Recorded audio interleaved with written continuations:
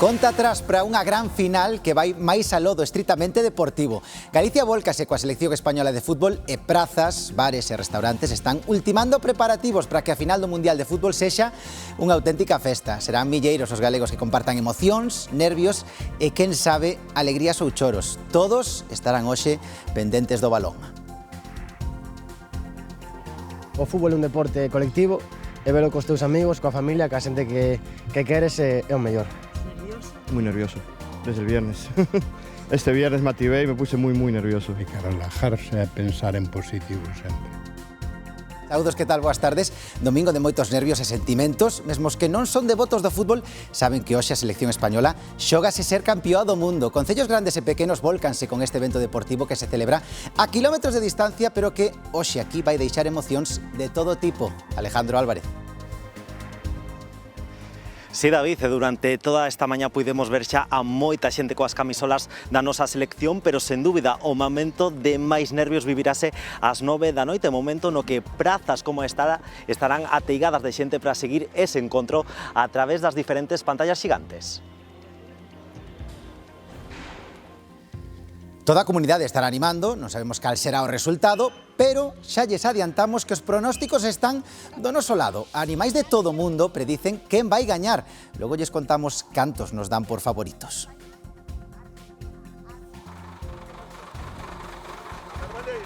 Falece o condutor dun vehículo que se saíu da vía e rematou caendo por un terraplén de 5 metros. Aconteceu na estrada que une os concellos de Trabada co asturiano de San Tirso de Abres. A vítima tiña 64 anos e ia soa no coche.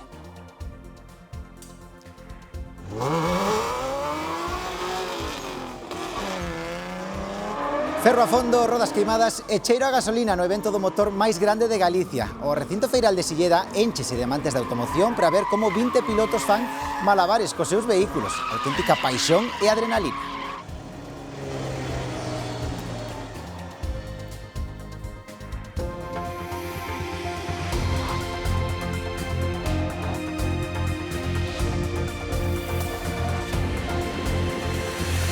Comezamos, chegou o gran día. A selección española de fútbol xogará esta noite a final do Mundial e Galicia estáse preparando para a ocasión. Ducias de vilas instalan pantallas xigantes para vivir unha noite que pode ser histórica. Alejandro Álvarez. Sí, David, pois quedan algo máis de 6 horas para que comece ese partido da final do Mundial, encontro que ben seguro moitos intentarán seguir dende diferentes prazas onde se van a habilitar esas pantallas xigantes. Por exemplo, aquí na cidade de Ourense habilitarase unha aquí, nesta praza maior onde estamos nos en directo, pero haberá tamén unha segunda pantalla na zona da Ponte Romana. Se vos parece, facemos un pequeno percorrido pola xeografía para saber onde estarán situadas esas pantallas xigantes. Por exemplo, na cidade da Coruña haberá unha na Praza de María Pita, na cidade de Lugo, na Praza de Santa María, tamén na cidade olívica en Vigo. As pantallas estarán situadas no Parque de Castrelos e tamén na Praza da Estrela. En Pontevedra, na cidade do Lérez, haberá tamén unha pantalla no Parque da Alameda. En Santiago de Compostela, esa pantalla xigante estará habilitada na céntrica Praza Roxa. Pantallas que tamén se despregarán por diferentes puntos da nosa comunidade, tamén en vilas máis pequenas que tamén se queren sumar á festa durante esta tarde. Entonces, ¿qué? A ver si repetimos hoy. Porque Ses Fábregas gañou o Mundial de Sudáfrica en 2010. Repetir será sumar a segunda estrela no peito. Empezan a somar as primeiras equipacións e as prazas das vilas e as cidades ultiman a instalación das pantallas xigantes. En María Pita, na Coruña, na Praza de Santa María de Lugo, na Alameda de Pontevedra. En Vigo traballan na Praza da Estrela e estas bancadas de Castrelos estarán cheas ás 9 da noite coa marea vermella. En Castrelos. Vamos a ir a la pantalla allí, gigante. Muy nervioso, desde el viernes. Este viernes me activé y me puse muy nervioso. Aquí no Parque de Castrelos, evidentemente, en Vigo. Solo ir ali a Valladares. O bar da comisión os abre a propósito para iso. Ali na casa moi tranquilo. Eu podía vir aquí, pero é moita aglomeración, non? Eu gostei estar moi tranquilo na casa. Ver o xogo. É ver o xogo. Na casa, na televisión. E vou na ver desde a cama, porque vir aquí, eu xa coa edad que teño, non me compensa. No es lo mismo vivir un partido solo que vivirlo en grupo, no es lo mismo. Las sensaciones no son las mismas. incluso estando perdiendo, alentando mejor en grupo y no solo, ¿no? Claro, todo eso son energías positivas. Sí, ademais entre todos, claro, porque eso creas un certo clima, entonces está moi ben. Partido especial, é un partido especial. En Argentina, como perdan, vai haber bofetadas, Pois de perder, que perda a Argentina, aínda que teña que ser despois de sufrir un partido a cara de can. O partido disputarase en Nova York e ali tamén hai presenza galega. Imos coñecer como van seguir o encontro. Argemino Barro. No corazón do barrio neoyorquino de Astoria, en Queens, todo está preparado para ver a final do Mundial. Casa Galicia espera encherse, a súa cociña está atarefada, preparándose para agasallar a socios e afeccionados con 80 kilos de polvo, entre outros pratos tradicionais galegos. Os vínculos que parte da comunidade tamén ten con Argentina fan deste un partido moi especial. Unha final na que sairán a relucir as cores e que en Casa Galicia rematará unha actuación de gaitas. Liga de Nova York tamén se preparan para vivir a final desta noite. Quedamos con os amigos e quedamos aquí en ver todos xuntos o partido. A maioría da xente son socios o que vai a vir. Quere dicir que son conocidos uns aos outros, que creceron aquí, e o noso que queremos é que se sintan cómodos. E como vos galegos, non hai celebracións en comida, nada máis e nada menos que un dos nosos pratos estrela, o polvo, para animar a selección española co estómago cheo, aínda que o forte vínculo de Galicia coa Argentina tamén se deixa ver na comunidade galega na Gran Mazá. Se che digo a verdad, vou non disfrutar de todas as formas, porque se gana Argentina, non me dá tampouco tanta pena, porque tiño un abuelo que está enterrado en Argentina, tiño, certa nostalgia. Home, sempre xa en España, non cabe dúda. Eu se che falo dos sentimentos que os argentinos, pois preciar mellor que enfrentarme a Argentina, porque os galegos emigraron todos a Argentina, non? Así que pase o que pase, a festa está garantida neste centro que reúne os galegos de Nova York. Al acabar el partido tenemos un grupo que aprendió a tocar la gaita aquí, que hasta ahora todos los partidos que ganamos ou que xogamos tocaron as gaitas. E a xente, unha vez que celebra e todo eso, quédase para cantar e todo eso. Unha escena que de seguro se repetirá noutros puntos do mundo esta noite. Pendentes os galegos en Nova York, tamén na quinta provincia galega, porque a nosa contrincante esta noite, Argentina, está chea de galegos. De feito, a capital do país é coñecida por nós deste xeito, pola gran cantidade de migrantes nos séculos XIX e XX. E máis, Buenos Aires é a segunda cidade con máis galegos do mundo, case 200.000 residen ali. Hoxe, de seguro, co corazón dividido. Os argentinos saben o ben, proba diso é que os españois, sexan de onde sexan, chamanlles gallegos. Tamén está preparada a seguridade para vixiar a final de hoxe, que propiciará importantes encontros institucionais. En Nova York xa está o presidente dos Estados Unidos, Donald Trump, que coincidirá no partido co presidente español Pedro Sánchez e tamén co rei Filipe VI e a raíña Leticia. Tras as diferenzas entre os dous presidentes e distintos desencontros, nesta xornada compartirán palco para presenciar o partido. Estamos vendo que todo o mundo vai estar pendente da final e iso repercute directamente no PIB. Sí, o equipo que gañe hoxe axudará ao seu país económicamente. Segundo un estudo, en 2 trimestres o PIB pode aumentar case medio punto. Isto é, 8.000 millóns de euros máis, só por gañar un partido. É certo que estamos a falar da final do Mundial. Todos estes cartos non veñen do consumo disparado nestas datas en restaurantes e comercios, que tamén senón da imaxe que se proxecta ao exterior. É dicir, da marca de país, neste caso, asociaríase a España co éxito, coa xuventude e tamén coa boa calidade. A final que comeza ás 9 da noite, pero en moitos bares o partido xa se xoga dende primeira hora. A hostalaría prepárase para un partido histórico e para facturar. Estímase que o impacto económico do Mundial no sector podería superar os 130 millóns de euros. Nas televisións do Sport Café sempre hai sintonizada algunha canle deportiva. É un deses bares que son punto de encontro nas grandes citas do deporte. Cada partido do Mundial foi un cheo absoluto. A tope, todos los días lleno y sin poco más la gente viéndolo desde fuera, sin sentarse prácticamente. A la gente ya no le daba igual si había sillas, si no había sillas, si no había cerveza, agua. Tomaban lo que fuese por ver el partido. Teñen mesas reservadas desde un par de horas antes do encontro. Pasa o mesmo no Bocatín, unha xamonería con moita clientela deportivista pola súa proximidade ao estadio de Riazor. Esta noite as camisolas branquiazuis cambiarán polas de España para apoiar a selección na final contra Argentina. Una locura, la verdad que lo que mueve el fútbol pues es una cosa que es digna de ver. Sí, sí. Terá que traballar todo o persoal. Segundo a Hostalería de España, os bares poden facturar ata un 30% máis nos días de partido. Aquí están convencidos de que será máis. Más. Yo, desde luego, más. Es decir, el incremento para mí, de un día de facturación normal a un día de partido, es casi el doble. Os locais reforzan o persoal e tamén o aprovisionamento.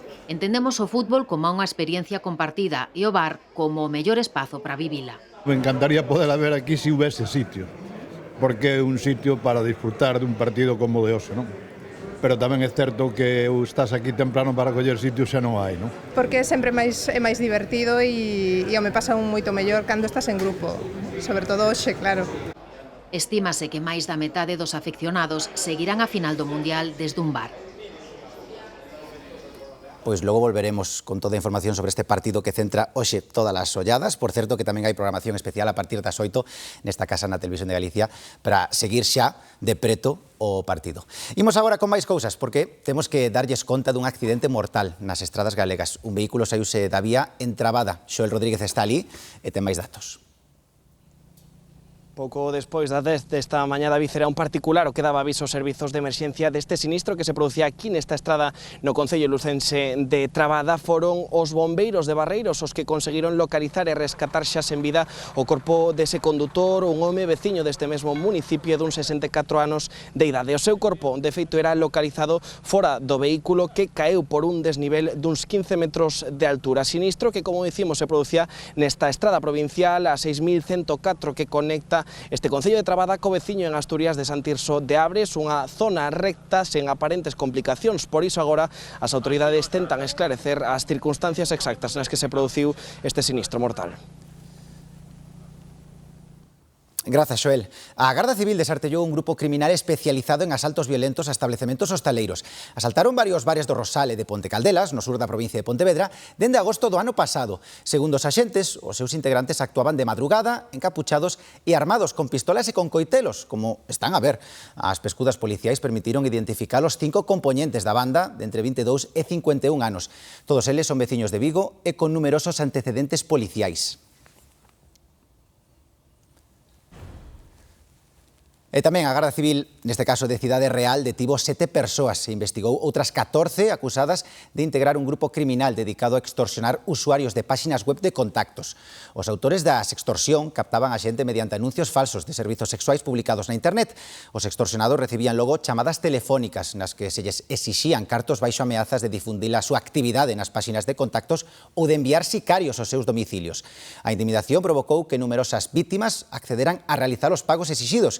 Os criminais retiraban os cartos en caixeiros de distintas localidades, entre elas a da Coruña. E os Mossos de Escuadra investigan a morte violenta dunha muller de 75 anos en Lleida. O corpo foi localizado nun camiño despois de que a familia denunciase a súa desaparición. A vítima saíra a pasear co can, pero ao non volver para casa, a familia saiu buscala e deu parte aos Mossos de Escuadra. Pouco despois, o corpo foi localizado con indicios de violencia nun camiño da localidade. Todas as liñas de investigación están abertas e o caso está baixo segredo de sumario.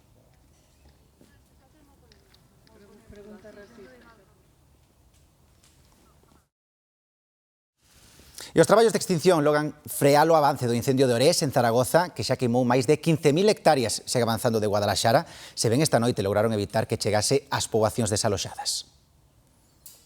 O lume arrasou unhas 15.000 hectáreas en Orés, en Zaragoza, pero a situación deste domingo permite falar dunha evolución favorable. Que hoy es el primer día que respiramos, es decir, hoy es el primer día que el incendio tiene una pinta distinta de la que ha tenido estos días. He tenido la oportunidad de ver que no solamente no hay fuego, que no hay llama, sino que se ven pocas columnas de humo. Con todo, mantense activo o nivel 2 e non se dá aínda por estabilizado.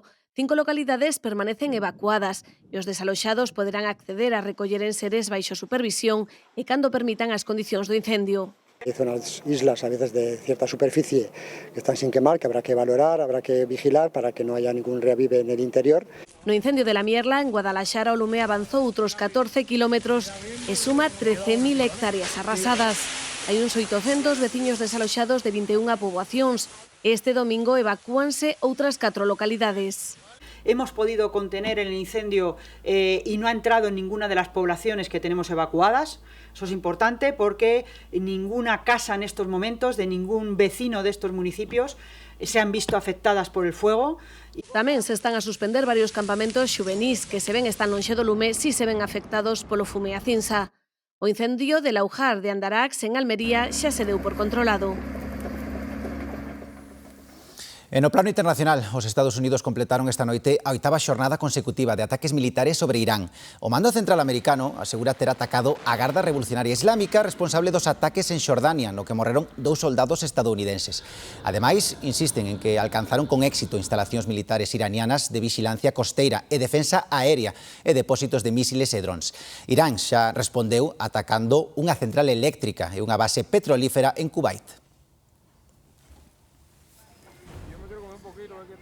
En Venezuela celebran hoxe o Día do Neno, aínda de loito tralo terremoto rexistrado na Guaira. Nesta xornada os esforzos céntranse en tratar de aliviar a situación dos menores que están nos campamentos onde se aloxan os damnificados. Entre outras accións, membros dunha ONG repartiron pedazos dunha torta xigante coa esperanza de levar un pouco de felicidade aos cativos. Son aproximadamente 3.000 pedazos de torta que nosotros calculamos que podemos estar entregando. Nosotros pues estimamos pues que más allá del récord, como lo decimos, y la elaboración de la torta, pues estamos llevando con ello un trozo de alegría, de felicidad, de solidaridad y de esperanza en un momento tan difícil el cual están pasando nuestros chamos. Un poquito de calor que se le va a dar para que se sientan acompañados, no se sientan solos, que siempre lo vamos a estar apoyando. Na política, o PSOE celebra hoxe primarias nalgunhas cidades para elixir os candidatos ás eleccións municipais do ano que ven. É o caso de Ferrol, onde se enfrontan o exalcalde Ángel Mato, próximo a Besteiro, e a exconcelleira Eva Martínez. No resto das principais cidades galegas xa foron designados os aspirantes socialistas. En Madrid compiten por ser candidatas á alcaldía a exministra Reyes Maroto e a viguesa Emma López. Tamén están chamados ás urnas este domingo os militantes do PSOE de Oviedo e de Torrelavega. Na crónica xudicial, Jéssica Rodríguez, a exparella do exministro José Luis Ábalos, está citada a declarar mañá como imputada na Audiencia Nacional. Tamén o irmán de Koldo García é un exalto cargo do Adif. O xuíz decidiu citalos a petición da Fiscalía Anticorrupción tras a sentenza do Tribunal Supremo que condenou a prisión a Ábalos e a Koldo. A xustiza acreditou entón, entre outras cuestións, que Jéssica fora enchufada nas empresas públicas Ineco e Traxatec e que cobrou o soldo correspondente se de desempeñar ningunha tarefa. Mentres o PP pide a comparecencia de Marlaska no Congreso por presuntas presións a mandos da Garda Civil. Tamén solicitan as eleccións xerais canto antes. Es el momento de que den la palabra a los ciudadanos, a las ciudadanas. Es el momento de que convoquen elecciones. Es el momento de que Alberto Núñez Feijóo llegue a la Moncloa para recuperar a nuestras instituciones, para volver a respetar al Poder Judicial, para que en el Consejo de Ministros se sienten hombres y mujeres responsables y sobre todo que pongan a los ciudadanos por delante de cualquier cosa. E Valga celebrou hoxe a primeira festa da caza e do rural galego cunha mostra de cans, exposición de aves e de cetrería e degustación de carne de caza. Os organizadores destacaron que a actividade cinexética é fundamental pro rural e que é necesario mudar a súa imaxe social. A conselleira de Medio Ambiente, Ángeles Vázquez, destacou a contribución dos cazadores pro control do xabarín e animou a xente nova para que se sume a esta actividade e superar así as 35.000 licenzas que hai hoxe en día en Galicia. Son auténticos especialistas que, aparte de dinamizar o noso territorio, son fundamentais e precisámolos para que fagan eses controles necesarios que son tan importantes no noso rural galego. A afección ao motor reúnese esta fin de semana en Silleda, onde se poden ver de preto vehículos seleccionados e os mellores pilotos de drift danzando na pista. Nesta edición de verán, algúns visitantes poden incluso participar no espectáculo e ter así a súa propia experiencia como pilotos amateur. Cheiro a gasolina, rodas queimadas e motores que brúan nos circuitos de drift e burnout. É a maior atracción do Motor Show Galicia e a afección reúnese para ver máis de 20 pilotos que soben adrenalina dentro e fora da pista. Engancha en que es un deporte de compañerismo, la adrenalina, controlar el descontrol, que es en lo que consiste el drift. Es muy divertido y es como que siempre te quedas con ganas de más, de seguir aprendiendo, de ir un poquito más rápido, de ir un poquito más agresivo, de esa necesidad de estar en continua mejora. Pilotos que están participando a nivel campeonato de drift de Portugal, pues igual hay unos 10, 11 pilotos. Campeonatos de Drift Spain o mismo, xente que está participando a nivel Eurocrew e demais. Aquí temos xente desde Barcelona, Madrid, Alicante. As exhibicións e competicións son o prato forte do evento, que tamén conta cunha exposición de vehículos exclusivos. Hemos hecho un trazado bastante grande, similar a uno de campeonatos, entonces creo que es un trazado muy bonito, hay pilotos de muy alto nivel, entonces lo más llamativo yo creo las batallas que están habiendo y los coches que hay, que son al nivel top de máximo de España y mundial. Personalmente, lo que más me gusta son las batallas. Las batallas es cuando salimos dos coches juntos y vamos un coche detrás de otro haciendo como una especie de baile en el que ahora mismo estamos disfrutando y no importa el resultado, pero a la hora de competir es el que mejor sepa hacerlo, tanto yendo de líder como yendo de perseguidor. Y para mí, ese momento en el que vas detrás de otro coche, que estás a centímetros de su puerta, es como lo toco o no lo toco, ese es el momento que yo creo que más nos gusta a todos. Y sí que es verdad que siempre hay un riesgo, pero también es eso lo que nos gusta, ese puntito de riesgo de, joe, y si sale mal, pero y si sale bien, joe, qué guapo queda. As actividades continúan ata as 10:30 da noite deste domingo. Hoxe comeza a conta atrás para que a Ribeira Sacra sexa Patrimonio Mundial da UNESCO. Para nós é un espazo incomparable, pero compre que o ratifique o Comité de Organización. Reúnense nun evento que arrinca hoxe en Corea do Sur e a única candidata española defende unha paisaxe na que converxen perfectamente natureza e acción humana. Semana decisoria para a Ribeira Sacra. O Comité de Patrimonio da UNESCO comeza as súas reunións en Busan, en Corea do Sur. Da súa votación depende o recoñecemento da singularidade deste territorio como patrimonio da humanidade. O máis importante é eso, chegar a onde chegamos. Os puntos fortes son precisamente ese paisaxe de bancales, de viñedos, ese paisaxe de románico rural, ese paisaxe natural único. A candidatura fai fincapé nun territorio que reúne natureza, patrimonio e actividade humana e que se traduce nunha paisaxe de bancais orientados á auga. Recoñecido a nivel mundial, cada vez conta con máis apoios. Supoñemos que sí, que eso era un prestixio e que nos coñecerán máis a nivel mundial. La repercusión va a ser moi buena, porque claro, va a traer muchísimo turismo. Nós vemos que cada vez hai máis turismo e merece por a xente que traballa a terra, polos viticultores, polo patrimonio que se sigue conservando e a verdad, esperemos que sí que se consiga. En cuestión de días, saberase se a paisaxe da auga da Ribeira Sacra recibe a distinción da UNESCO. Imagínome que isto teremos que traballar hacia un turismo sostible, non? E creo que iría moi ben para a zona, non? E a nivel de negocio, pois imagínate, poñer no rural unha cantidad de xente constante durante todo o ano, eso repercutiría positivamente, e incluso para fixar población, non? Compite contra unha trintena de candidaturas de todo o mundo. O verán é tempo de acampadas, como por exemplo a que se organiza estes días no Concello de Forcarei. O Grupo dos Scouts de Santiago está a celebrar ali o seu campamento anual, 2 semanas de convivencia metidos de cheo na natureza. Conviven durante 15 días nun campamento que montaron eles mesmos neste bosque de Ribeira de Forcarei. Son 70 membros do Grupo de Scouts de Santiago que celebran a súa acampada de verán con diferentes actividades. Este ano, por exemplo, a que máis me gustou foi pintar cartéis, pero podemos facer o que queiramos dende debates, deportes, obradoiros, etc. E pois agora están aí no comedor preparando unha pequena intervención que culminarán despois cun xogos de auga e no fondo temos as ramas maiores que están nunha actividade de teatro medio improvisada para tamén poder expresarse e que pois teñan ese espazo para eles. Aínda que se reúnen durante todo o ano, este momento no que conviven na natureza durante 2 semanas é o máis agardado. É un momento moi especial, no que estás 15 días alonxado de todo, tampouco temos móviles, pois, nin electricidade, nin nada, e é un momento para desconectar de todo. Por diante teñen aínda unha das actividades preferidas, a ruta de 3 días pola contorna na que se guían polo compás e durmen ao raso. Volven subir as temperaturas. A zona de Ourense e Valdeorras están hoxe en aviso pola calor. Bea Pérez.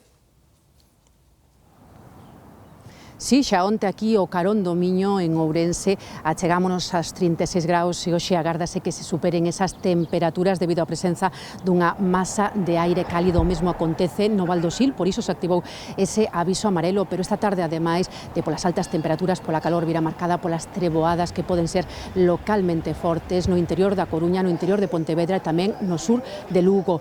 Meteo Galicia activou a partir das 3 da tarde un aviso amarelo nestas zonas. Baixo a sombra dunha árbore, o carón do río ou nunha terraza na compaña imprescindible dun abano eran as mellores alternativas esta mañá para combater a calor en Ourense. O calor é impresionante. E aí a 7, 8 da tarde hai como, non sei cantos, 30 largos. O sea que, ademais, esta parece que é unha calor dañina, sabes? Porque baixan as tensións, suben as tensións, andamos todos cansados. Cansos dunha calor que deixará os termómetros por riba dos 36 graus hoxe na zona do Miño en Ourense ou en Valdeorras. Bueno, pues mucha calor, me sobran a mí muchos grados de esos 36. Buscaremos una buena sombra, una buena cafetería, un sitio de relax y así pasaremos el día. Nosotros venimos desde Murcia, aunque veníamos de la zona de la playa, y para nosotros no hace calor porque estamos acostumbrados a temperaturas más altas. Entonces, para nosotros es agradable. A medida que pasan as horas o sol quenta cada vez máis e todo sobra, aínda que compre protexerse. As tardes pega moi duro, foi moi duro este verao. Eu estuve aí a 42 e 43, que eu son aquí do casco vello, moi duro. No que levamos de xullo, Ourense só baixou dos 30 graus un día e varios superou os 40. Mesmo nos campamentos fai un montón de calor para levar aos nenos aos campamentos, moi complicado, está sendo este verán moi complicado. Nas aforas, mellor, a xente que poida marchar de Ourense. Pero bueno, hai que buscar a praia, hai que buscar a sombra e bueno, beber moita auga. Calor que virá acompañado esta tarde de treboadas que poden ser localmente fortes no interior de Pontevedra e da Coruña e no sur de Lugo. Pois moito ollo. Neste punto, imos volver coa información do gran partido que se vai vivir esta noite. Galicia está xa a prepararse para a gran cita. Ímonos en directo ata Ourense. Alejandro Álvarez, vense xa camisolas por aí pola rúa? Pois David, durante toda esta maña puidemos ver xa moita xente vestindo a camisola da nosa selección, pero sen dúbida o momento máis importante vivirase a partir das 9 da noite cando comece ese encontro entre a nosa selección, a selección española e tamén a selección arxentina. Un partido que ben seguro moitos van decidir seguir dende prazas como esta, onde se van a habilitar pantallas xigantes non só nas 7 grandes cidades, senón tamén en dúcias de concellos máis pequenos que se queren sumar a este fito histórico. Programación tamén especial, por certo, nesta casa, na Televisión de Galicia. A partir das 8 da tarde comezará un programa no que pulsaremos o ambiente previo a ese encontro en diferentes puntos da nosa comunidade. Grazas, Alejandro, e como non sabemos o que vai pasar esta noite aínda, iso é unha incógnita, pero seguro que vostedes apostan xa por algún resultado. Se precisan axuda para decidirse, vexan os pronósticos que chegan dende os acuarios e os zoos de todo o mundo. Atendan. Con permiso de Iniesta, o Mundial de 2010 deixou outro protagonista moi particular. Era un polbo, chamábase Paul e predixo dende o seu acuario en Alemanha que España gañaría a final fronte aos Países Baixos. Dende entón, o seu talento para a adivinación ven sendo imitado por colegas doutras especies, algunhas delas tamén acuáticas, como a tartaruga hielo, que a pesar do nome é malagueña. Vive nun acuario de Benalmádena, pesa máis de 100 kilos, ten uns 30 anos e no que levamos de Mundial adiantou as vitorias de España fronte ao Uruguai, Austria, Portugal, Bélxica, Francia e a Argentina. La tortuga hielo no ha durado un segundo en elegir España. Tamén a xirafa murciana Fali acertou os últimos triunfos da selección. ¡Españoles! ¿A qué queréis que os ganemos? E para hoxe prevé outro, igual que os lémures Julián, Maurice e Mort. Chámanse así, claro, polas pelis de Madagascar. Eles atrévense mesmo co resultado e convenceron os seus veciños deste parque ornitolóxico de Almuñécar. 3-0. Los lemures, los loros, suricatos, todos los animales que tenemos. Mira, acaba de gritar un guacamayo diciendo que sí, que aquí todos quieren mundial y que gane España, por supuesto. O golfiño mexicano Hidalgo tamén nos apoia. ¿Sí? ¿Sí? ¿Definitivamente España? Se cadra axudado un pouquiño pola predisposición da súa coidadora. Pero o hipopótamo tailandés Mudén, algo así como porco saltarico traducido ao galego, quedou coa Arxentina. Tamén con algo de axuda. Comparte a súa previsión o xaguar brasileiro Poti. E vostedes xa lle pediron a súa mascota a súa propia aposta? Aquí ten que traer todo o dios, ten que traer sillas, sofás ou camas, o que lle dé a gana, para estar cómodos e ver a que vai ganar España, España. Escoitábamos antes tamén a Alejandro que nos comentaba que moitas vilas xa están preparando as súas pantallas xigantes e onde vai ser un chisco distinto en o barrio Arousán do Piñeiriño. Por que, Laura Seijo? Sí, a tónica xeral é a das pantallas xigantes e aquí optaron por todo o contrario. Desde a Asociación Cultural Breogán anuncian a instalación da pantalla máis pequena do mundo. As grandes pantallas afastan, os pequenos formatos unen. Iso é o que din aquí, neste barrio Arousán. Contarán tamén cunha previa ambientada con música dos dous lados do océano. O obxectivo, facer que os veciños sigan a final ben xuntos. Baixar as cadeiras da casa, de arrexuntarnos, de rir entre todos, así que malo será. Entre o equipo de sonido e a pantalla, eu creo que seguiremos o partido mellor que en outros sitios. Ben, se van coller o coche esta noite para ir ver o partido, lembren que o volante nin alcohol nin drogas, sempre moita precaución. A Garda Civil reforzou os controis de cara a posible celebración e o posterior regreso á casa. As estradas quedarán baleiras. No momento da celebración do partido, evidentemente, todo o mundo vai estar atento, que vai estar atento. Pero a Garda Civil de Tráfico estará máis pendente que nunca, con controis de alcohol e drogas despregados por toda Galicia, cun obxectivo fundamental. Que a celebración non se convirta precisamente nunha época de ningún momento de disgusto. Vale, esa ilusión compartida, esa celebración, vai e debe de formar parte precisamente dun momento tamén de responsabilidade. Porque en acontecementos como a doxe, os axentes teñen visto de todo. Non sacar o corpo pola ventanilla, polo teito do vehículo, como en outras ocasións de forma desgraciada temos visto. Iso pode traer consecuencias fatales. Pode haber concentracións de persoas que en un momento dado poden incluso invadir as zonas de circulación e incluso a propia calzada. E lembren, a bucina está para advertir de perigos, non para animar. As señales dos vehículos están destinadas especificamente para un fin. Por tanto, non podemos utilizar o vehículo nin os seus elementos para outro fin distinto que é garantir precisamente a seguridade viaria. Así que a mensaxe é clara, celebrar sí, pero sen esquecer que a vitoria é unha celebración dunha noite, dun día. As prudencias e as consecuencias dunha imprudencia poden durar toda a vida.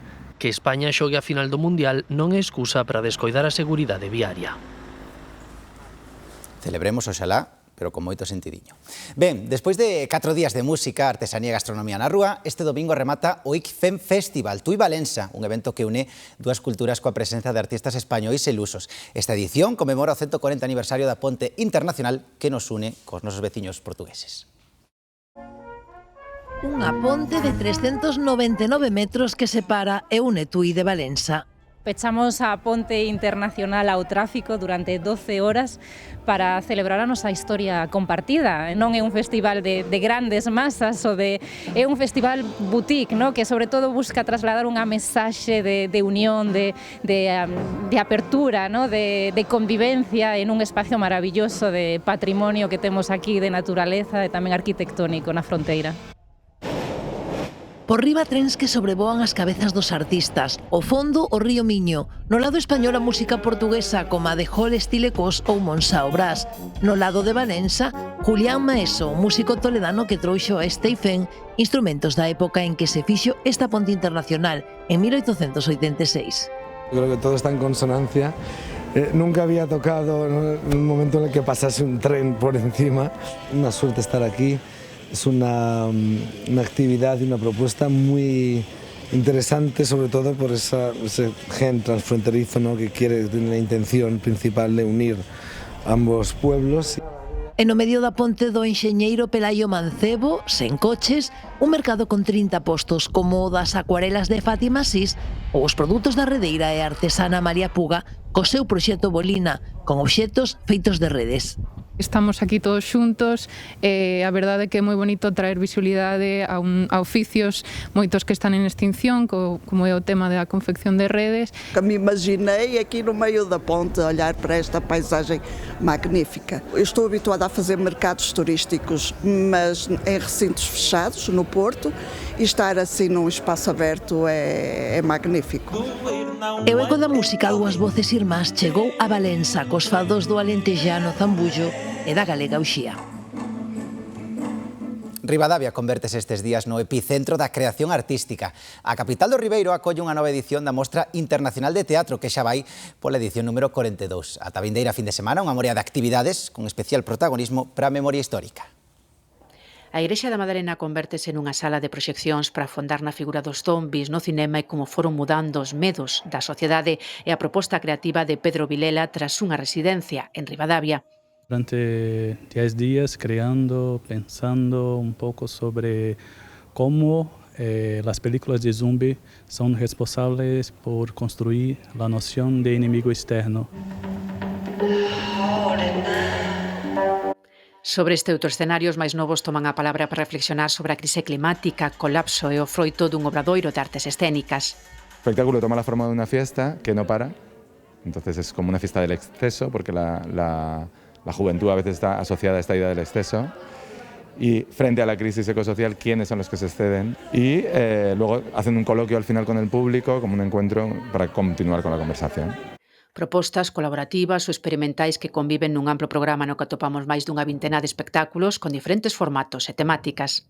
Unha edición na que ocupa un lugar especial a memoria histórica e máis concretamente un pouco a memoria histórica recente, non, a da construción das nosas democracias. Temos aí pezas como Ictus, de Chévere, como Xosé Afonso Viva nos Coliseus, de Teatro Experimental do Porto, como Mi Madre e el Dinero, da compañía mexicana Pornotráfico. Despois temos outra liña, o que é o sonoro, o eco, o que reverbera. Entón, hai distintas pezas que investigan sobre a sonoridade. Hai concertos escénicos, casi son como unha mestura entre casi un concerto que ten unha dramaturxia. Arte que trascende, que deixa pouso, que fai pensar e que convertir a Ribadavia nun espazo de encontro creativo ata o vindeiro sábado. Pois veña momento agora de contactar cos nosos compañeiros do Tarde Piaches. Hola, Silvia. Hola, David. Imagino que estarás nervioso como a nós aquí no programa de Tarde Piaches, porque hoxe é o gran día para a selección española, así que vivirémolo espallados todos os nosos reporteiros por toda Galicia e ata Dublín chegaremos. E, por certo, falaremos de algo que, bueno, pois hai unhas semanas provocou moita polémica nas redes sociais, que é o sangrado libre. Así que non perdan este programa porque profundaremos con especialistas e, además, profesionais da saúde feminina. En Tarde Piaches, ás 4. Grazas, Silvia. Moi nerviosos. Ben, antes de rematar este telexornal, temos que falarlles da noite máxica que viviron onte no Peirao da Batería da Coruña. Alejandro Sanz volveu conquistar Galicia co único concerto da súa xira. E agora que? Ante un público entregado que ateigou o recinto do Coruña Sounds, o artista madrileño fixo vibrar a cidade herculina fusionando os seus novos temas cos grandes clásicos de sempre. Máis de 2 horas de emoción, romanticismo e unha complicidade absoluta coas miles de voces que corearon cada verso á beira do mar.